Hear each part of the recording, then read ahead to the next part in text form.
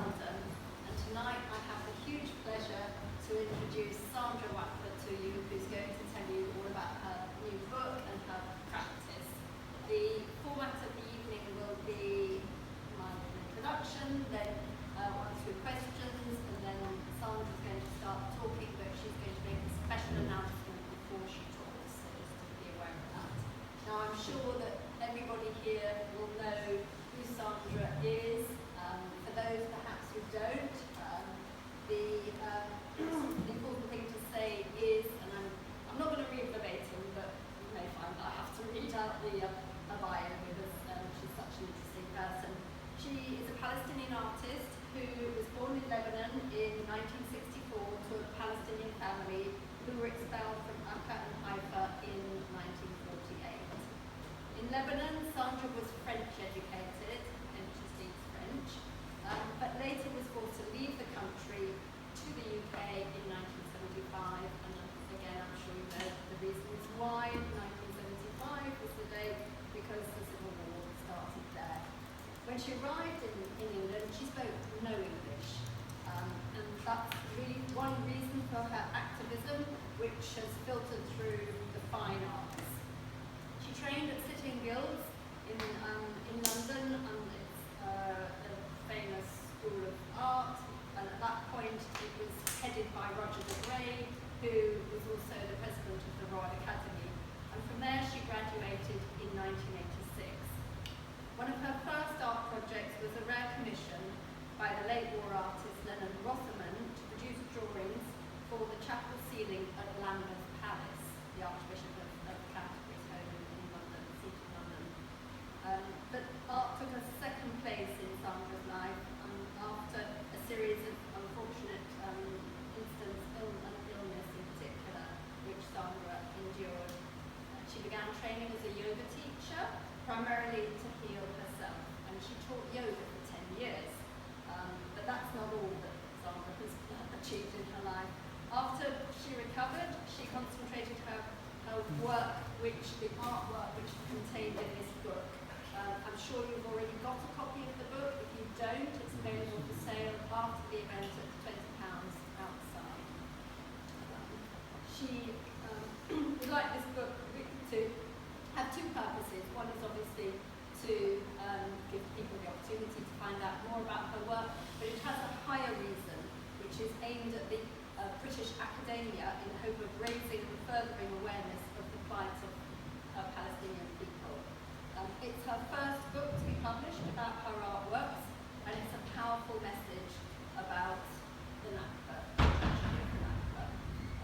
She not only is an artist, but you may well know her as a political activist, and she's been very, very active in the London political scene, pro-Palestinian for many, many years. So watch this space on that front. She has made this book into a series of stark images.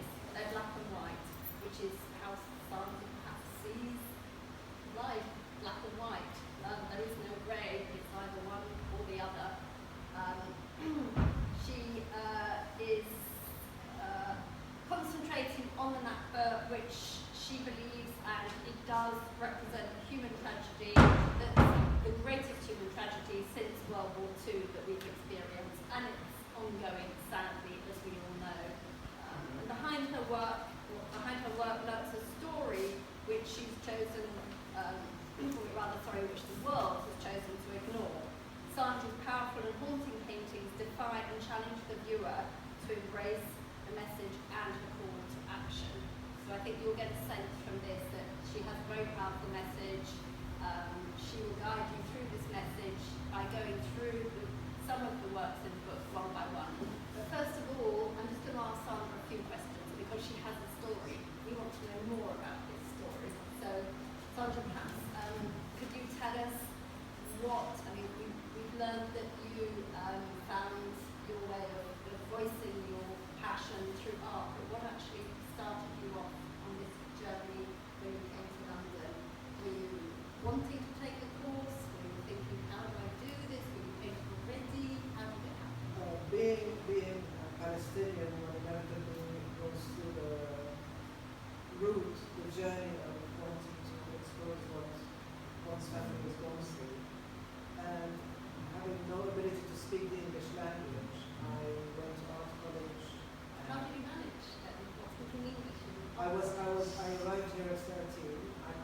just about to make it by the time I got to the studios and managed to scrape through.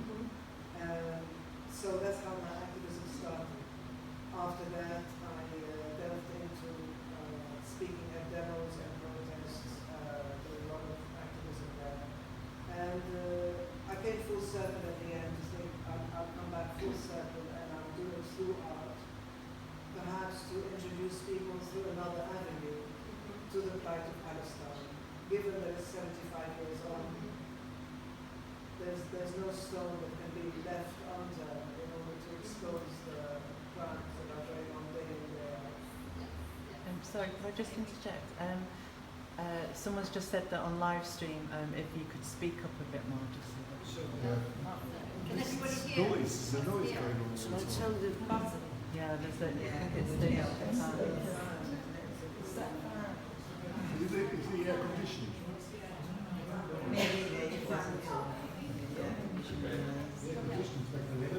Okay, yeah, we should be ready. Yeah. Thank you. Good. Just speak up. Turn it off. Yeah. That's better. Okay, if it gets too hot, we'll turn the fan back on again.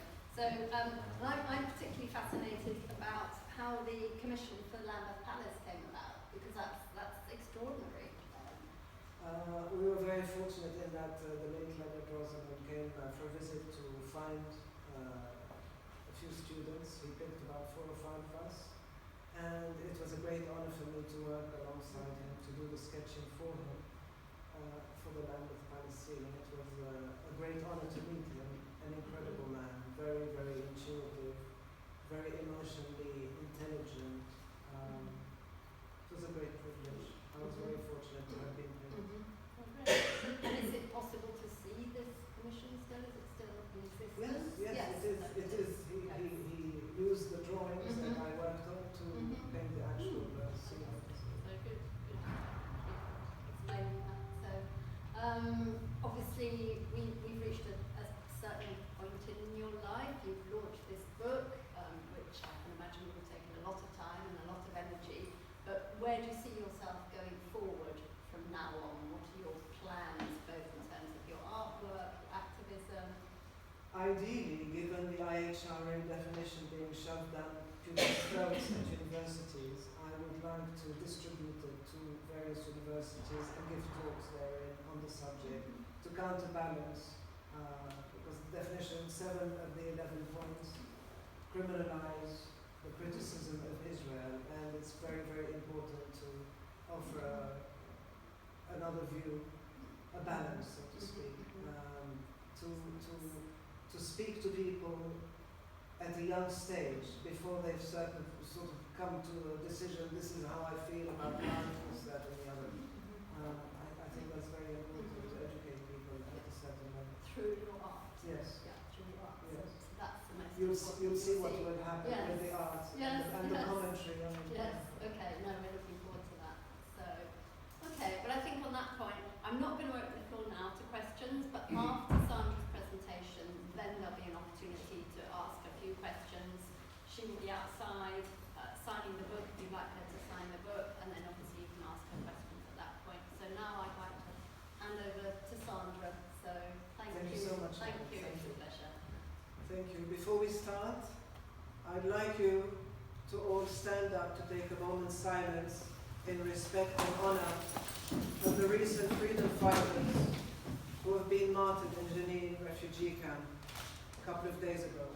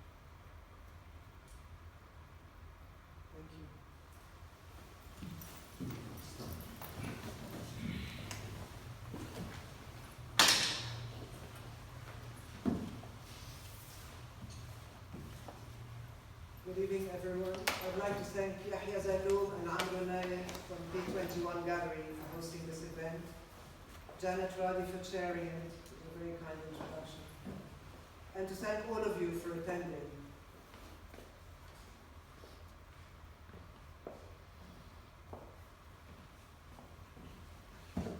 Far from being a historic event, our ethnic cleansing and dispossession, which began with gargantuan and meticulous planning, calculating and coveting in the 1880s, has not ceased.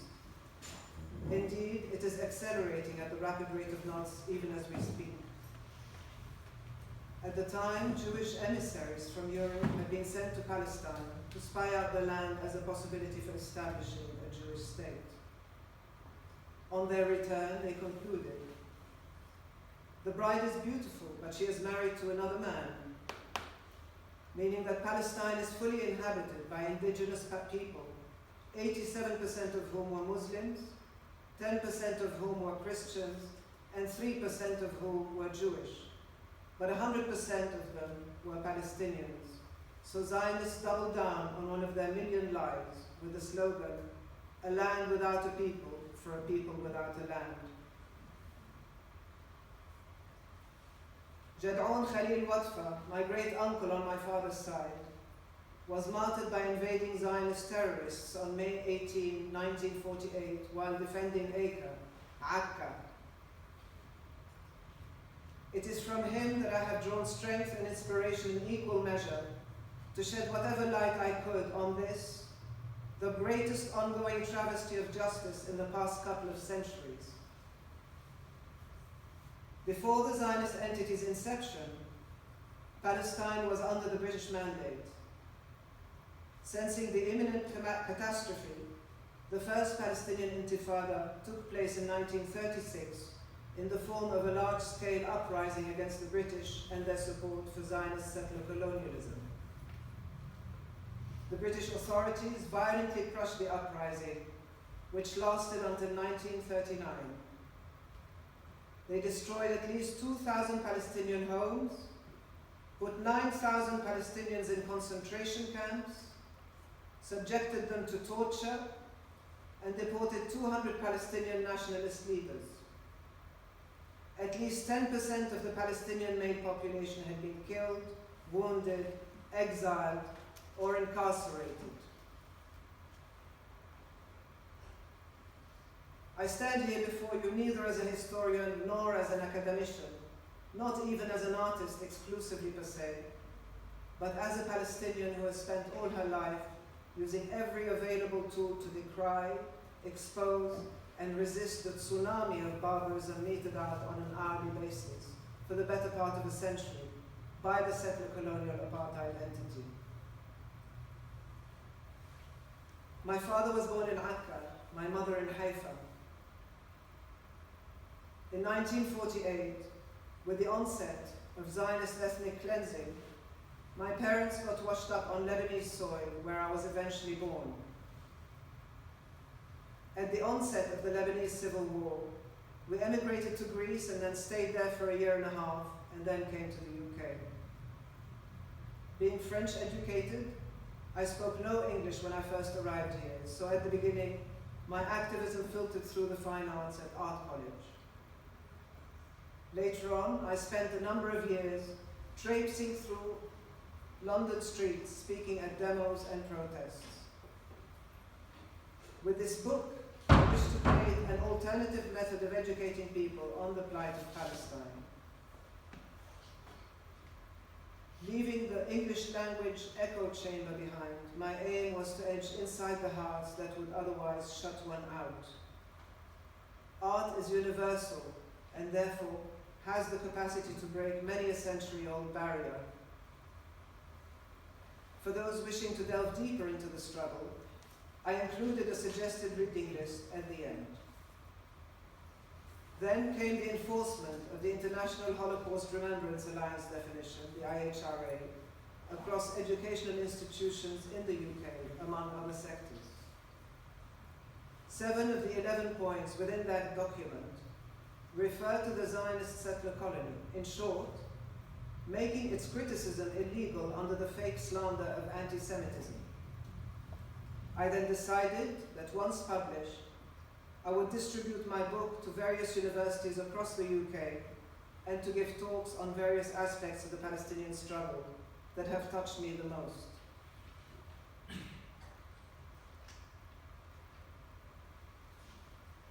The Nakba began in earnest in 1947, prior to the inception of the Zionist entity, with the first of many massacres, Baldat al-Sheikh on December 31st, 1947.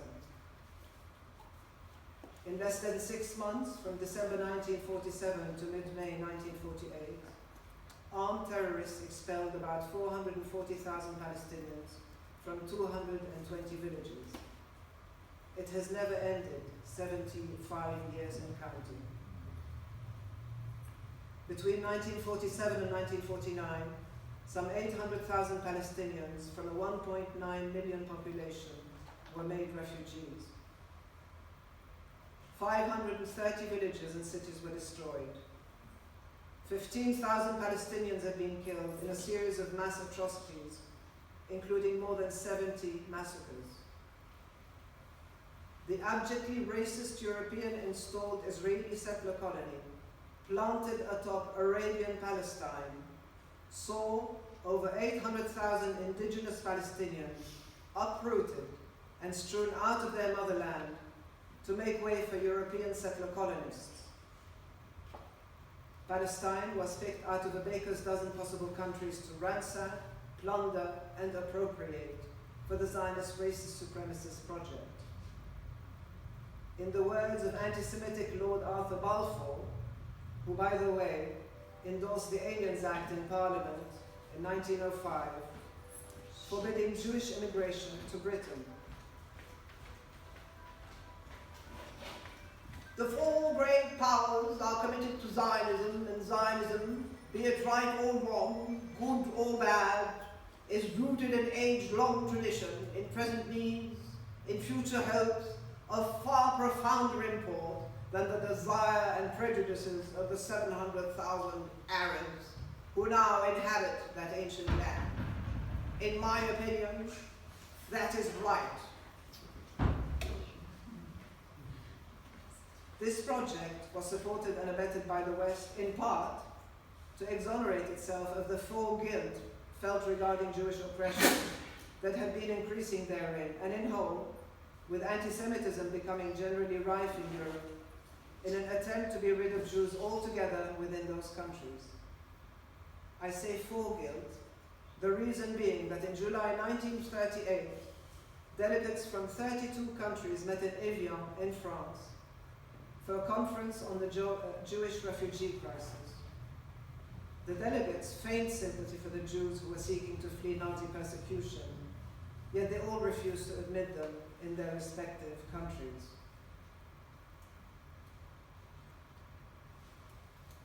Another important aspect to this colonization project was to have a Western foothold in the area as a strategic place for the looting and the pillaging of resources, as well as to have easy access to trade routes.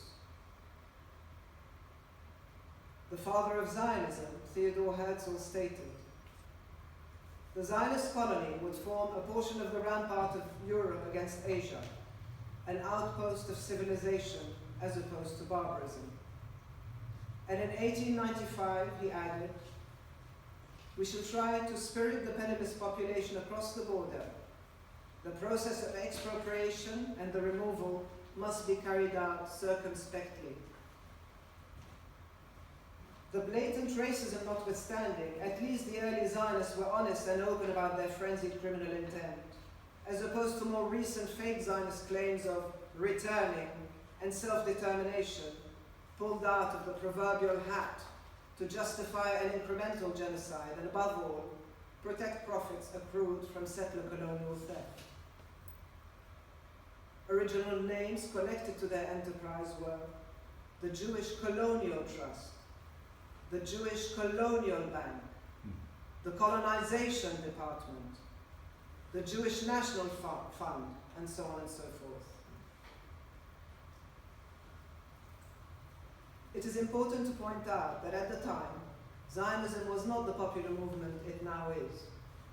Religious, secular, orthodox, reform, socialist, communist, cosmopolitan and Yiddishkeit cultural Jews all opposed and blocked the First Zionist Congress of 1897, which was planned to be held in Munich, deeming it, and rightly so, as anti-Semitic. It had to be moved to Basel in Switzerland. Following the Balfour Declaration, the influx of European Jews heralded the ethnic cleansing and uprooting of indigenous Palestinians. Note that in World War II, the resistance was hailed as heroic, not so for the Palestinian one. And this was due to the successful creation of many false narratives that got globally touted around at the time. Chief among those was the Oxford University Press's bastardization of the Old Testament, with the emerging Schofield Bible being spread far and wide across the globe. Empirical evidence has more recently debunked every single one of those myths and lies, despite the Israeli settler colony having stolen and hidden all Palestinian historical archives from early on.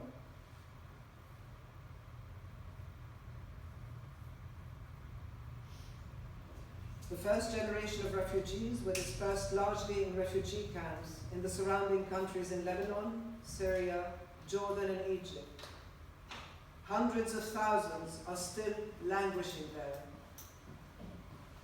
With the second and third generation, our forced exile, for we were never allowed back into colonized Palestine, widened to further afield in the Middle East, then wider still into the four corners of the globe.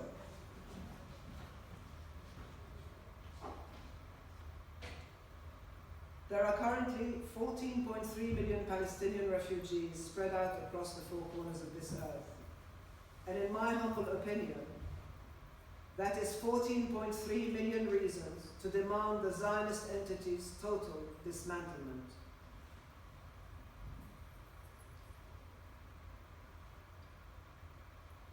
From the onset, the settler colonial entity adopted a divide and conquer method, glaringly demonstrated by the illegal apartheid war.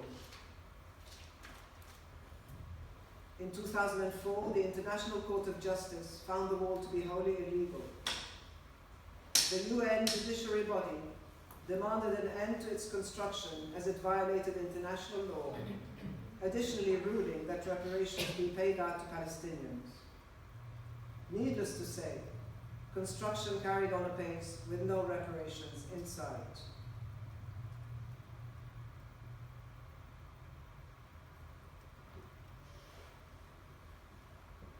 A martyr's image may apply to any part of colonized Palestine, be it inside 48, the West Bank, Gaza, or indeed Jerusalem.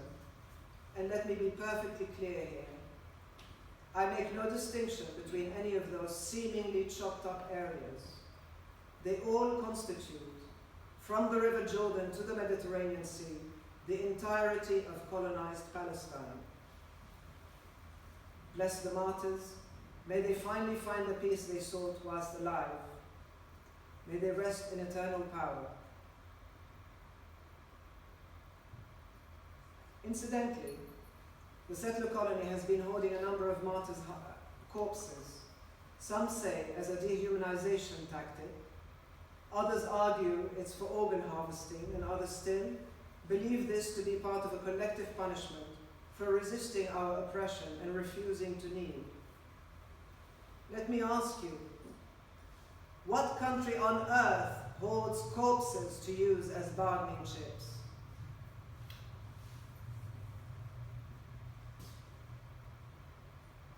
Checkpoints, prison, and interrogation centers are powered by Hewlett-Packard, a company that seemingly produces mere printers and ink cartridges, when in fact it provides the essential IT services and infrastructure that enable these facilities to operate. Hewlett-Packard also specializes in developing the IT infrastructure essential for a modern military to function, but we'll get to that a little bit later.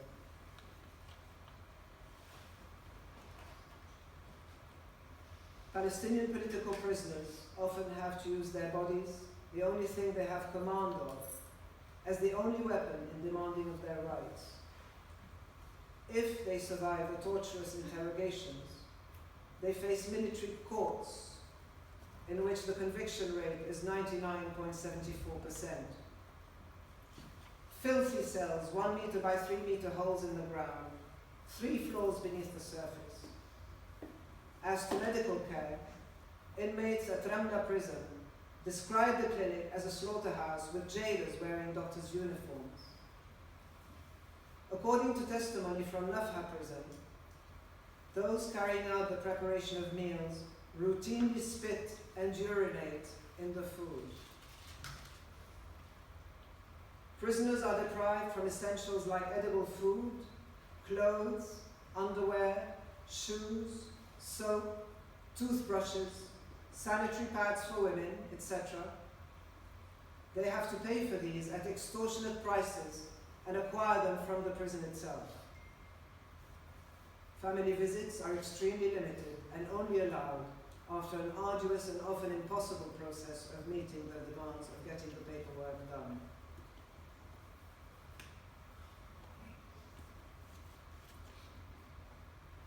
Administrative detention.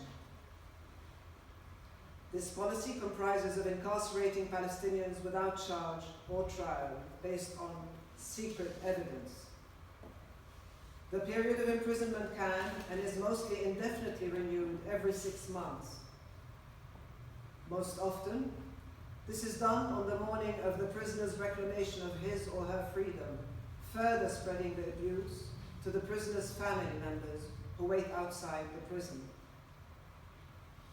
Considering the all-pervasive restriction of movement in getting to the prison in the first place, this constitutes collective punishment, an added war crime.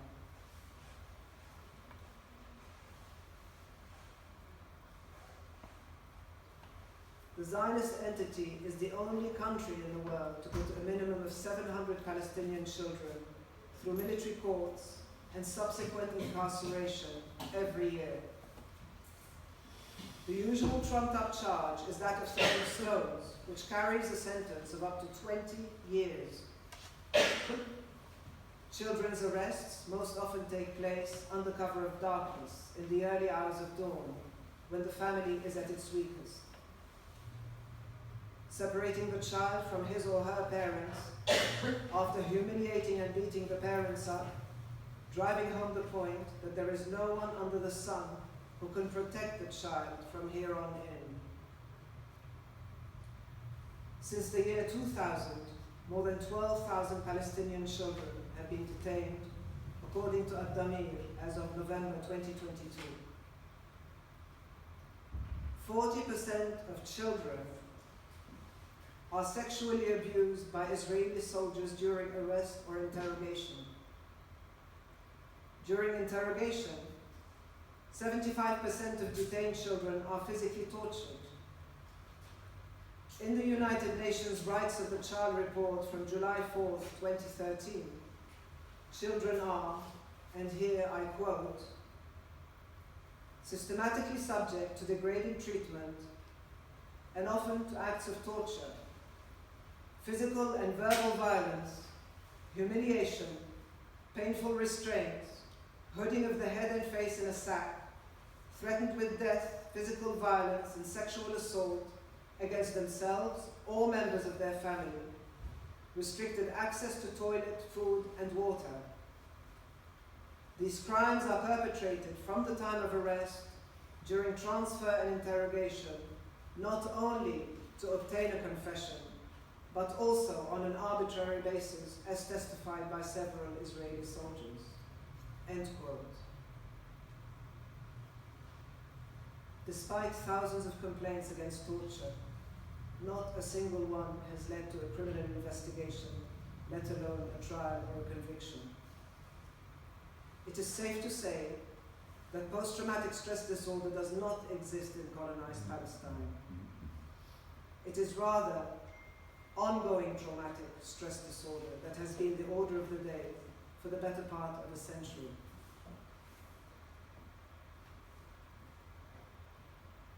A prime case in point is that of 13-year-old Ahmed Manasra, who was arrested on 12 October 2015 after being shot several times and then run over by a settler car, then set upon by an Israeli mob, whilst he lay in a pool of blood with his legs twisted back due to the impact with the car.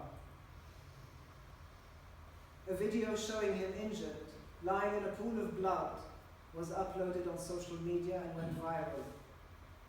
In the footage, a settler onlooker can clearly be heard saying, "Die, you son of a whore, die!" while another tells a police officer to shoot him until he dies. Another leaked video shows part of Ahmad's abusive interrogation, where the interrogator tries to coerce the young boy into admitting to attacking 2 Israeli settlers. The interrogation is illegal as the boy's parents are not allowed to be present. The boy is seen crying and pleading for a doctor as the interrogator shouts and threatens him. To this very day, Ahmad is still incarcerated and has been in solitary confinement for the past 2.5 years. Every time his case is put forward to be addressed, the court delays it. Adding insult to war crimes, Hewlett-Packard has developed the Kidna system for these torture dens, which includes the prisoners' management system and intelligence subsystems, helping the butchers keep illegal records on the Palestinians it has abducted and their families. I wrote a poem called Palestinian Child in 2017. He waits till 3 to go to sleep, with heavy lids and aching limb. He waits and thinks and starts to weep, recalling all that's been. His father badly beaten, his mother on the floor, keening and beseeching them to let her young son go. He waits till 3 and waits some more, awaits the shock of the knock on the door, heralding a scene of a mad war crime, a crime in truth which all ignore. Snatched and flung in hell and beyond, his innocence shafted, his childhood gone. He waits till 3 to go to sleep, and while he waits, his freedom's gone.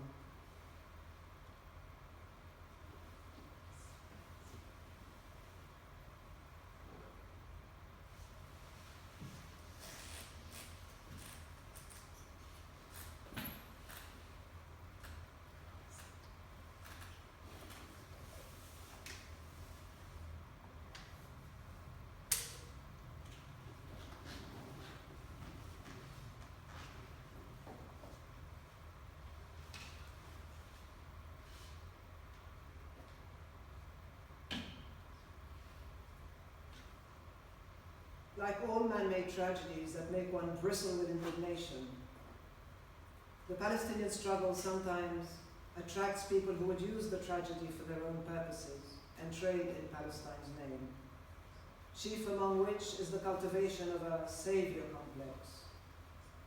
Or those who spend a few weeks in colonized Palestine then deem themselves to be experts on the matter. Or those who arrogantly deny us the right to say, from the river to the sea, Palestine will be free.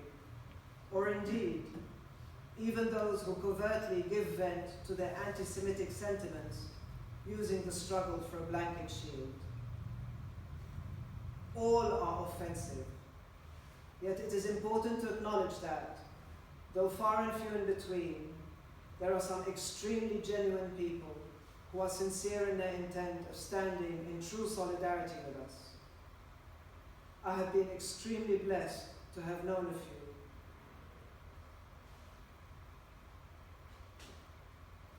I wrote the following rant back in 2017 after experiencing some of the former examples.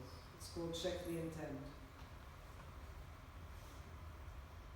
I have seen the invisible, heard the inaudible, eaten the inedible, and lived the unlivable.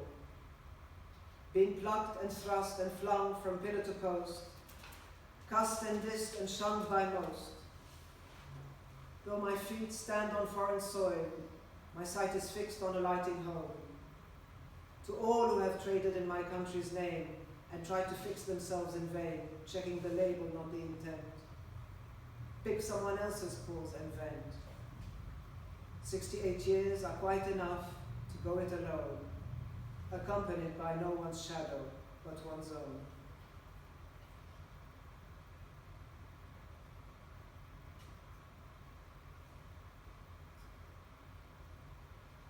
The Great March of Return of 2018 was never about breaching an illegal border, but about breaking out of prison in order to go home.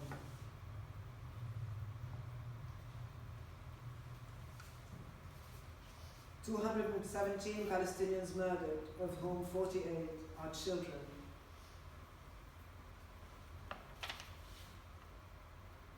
Some 20% of the Palestinian population of men, women, children, and the elderly have been incarcerated in Israeli dungeons since 1967. Every family has been affected. The prisoners form the very cornerstones of Palestinian society. Their suffering is felt in every single home.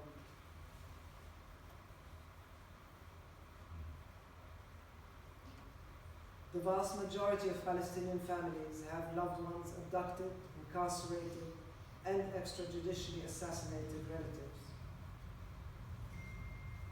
In another contract, Hewlett-Packard supplied configuration management database system for the Israeli Army's secret IT unit, along with the IT infrastructure for the entity's navy since 2006 to execute its illegal blockade of the Gaza Strip from the sea. For example, in Israel's 2014 onslaught on Gaza, despite the settler colony's precision-guided missiles, 258 Palestinian schools and kindergartens were hit, resulting in the slaughter of more than 520 children. A further 3,374 children were severely injured, nearly a third of whom now suffer permanent disability. More than 1,500 children were orphaned, and here, I reiterate, post-traumatic stress disorder does not exist in colonized Palestine. It is rather ongoing traumatic stress disorder, another tool which the settler colony employs and deploys from the very marrow of its unfathomable sadism. Hewlett-Packard makes such slaughter feasible with its strategic support of Israel's killing machine. From the entity's defense ministry, documents reveal that it uses a meticulously calculated, cold-blooded calorie count to limit food entering the Strip, thus enforcing a starvation diet, keeping Gazans on the verge of death, but not quite dead, from starvation. When hungry Gazans go fishing, anything beyond 3 nautical miles, sometimes even less, they get attacked. Their boats, their only source of income, destroyed.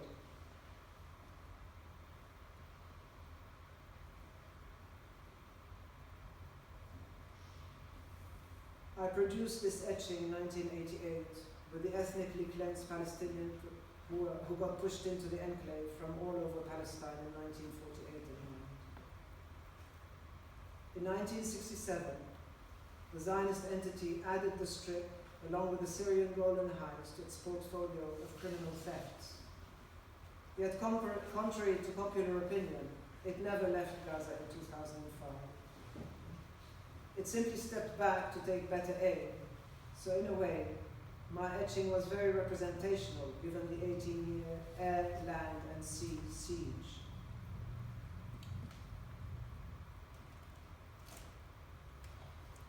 The extremely lucrative profits from battle-tested death machines have since been celebrated and eagerly bought from countries across the globe.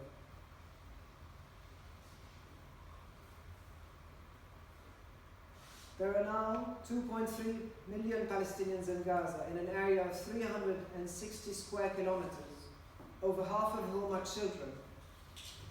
Poverty is naturally rife, with unemployment at well over 50% of the population.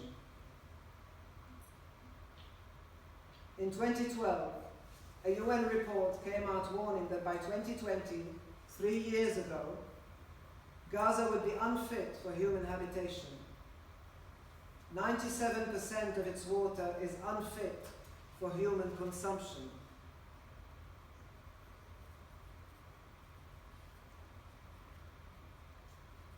Can you imagine for just 1 minute how Palestinian parents feel as they endure watching their children drinking such toxic liquid day in, day out?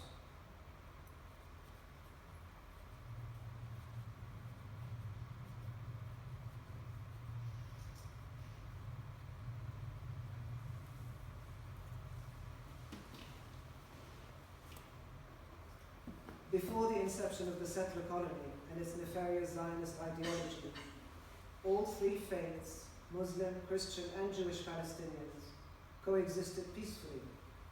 There was no distinction among them. To give you an idea of what I mean, in 1939, when my father was just 12 years old, he used to play with his best friend, Khairi Hubeishi, after school. One day, Khairi told Dad that he had to go straight home after school, that he couldn't stick around to play, as his Sido, his grandfather, had passed away the night before. At this, Dad expressed his sorrow and asked when his friend was to go to church for the funeral, at which Khairi replied, "But Wadia, we don't attend church, we are Muslim."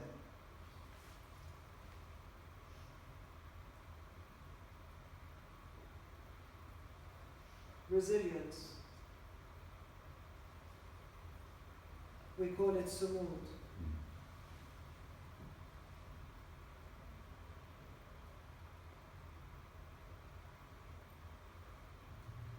General Assembly Resolution 3246 of 29th November 1974 reaffirms the legitimacy of the people's struggle for liberation from colonial and foreign domination and alien subjugation by all available means, including armed struggle, and strongly condemns all governments which do not recognize the right to self-determination and independence of peoples under colonial and foreign domination and alien subjugation, notably the peoples of Africa and the Palestinian people.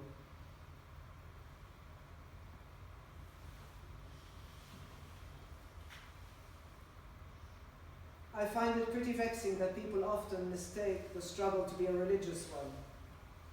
This is in part due to extremely well-funded propaganda by the settler colony, whose generic knee-jerk slander of anyone who dares criticize its war crimes as anti-Semitic, to such a degree that the smear no longer holds any water, has been adapted to hatred of Jews,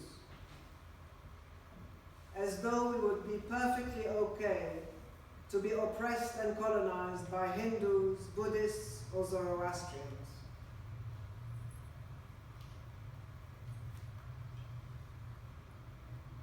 While I myself am not religious in the classic sense, I am merely a student of spirituality.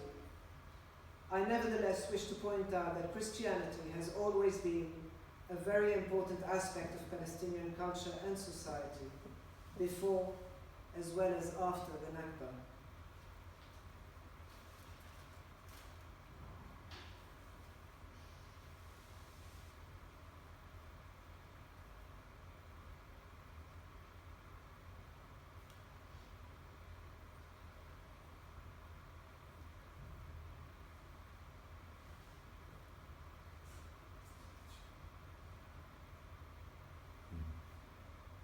Extraordinary and extremely bizarre that in the 21st century, when asked where I come from, some people have exclaimed, "Oh, Pakistan."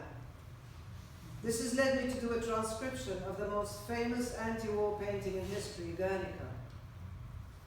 I adapted it and called it Gurney Gaza, inculcated the kafiyya and the key of return therein, in the hope that people make a connection.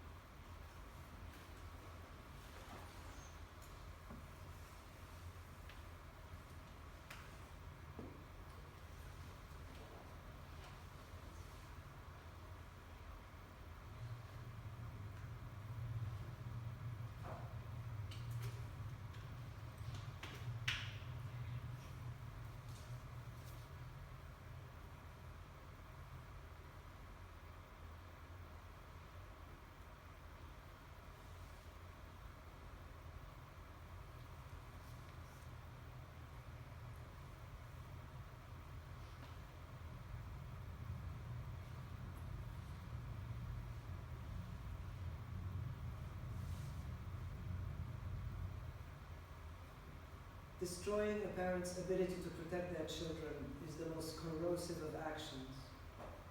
It kills hope where hope is needed the most. The homeland itself thus represents its children, modicum of protection. As Fadwa Tukan masterfully said, "My sister, our land has a throbbing heart. It doesn't cease to beat, and it endures the unendurable. It keeps the secrets of hills and wombs. This land sprouting with spikes and palms is also the land that gives birth to a freedom fighter."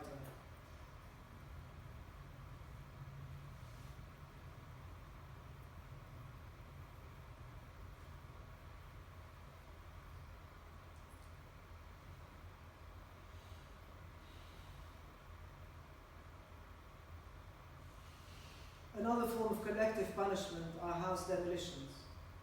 Those are not only enforced, but have to be either carried out by the inhabitants, or the victims have to pay a fine to have their house demolished by the settler colony.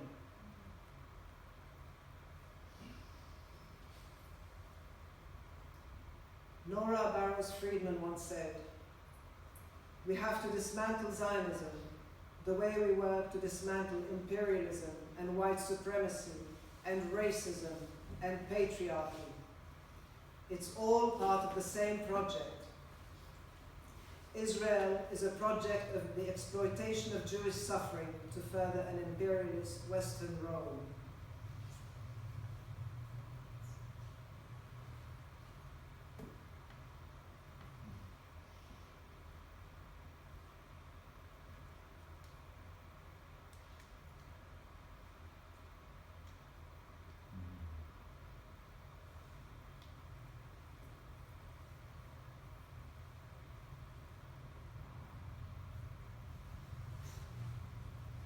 At no point in history have foreign invaders forked out such a concerted effort to erase the people they so diligently aim to replace. Fortunately, the more they attempt to do so in vain, the more light they shed on their depraved war crimes and crimes against humanity. I actually look forward to the day we commemorate and remember the Nakba, for it would mean that the Nakba has finally ended. As things stand, 75 years on, the Zionist settler colony is more than ever invested and engaged in our annihilation, disappearance, and erasure.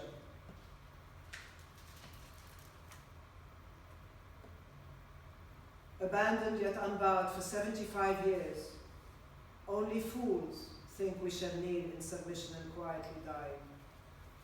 And yet, here I stand before you, in black and white, speaking my truth without any shades of grey.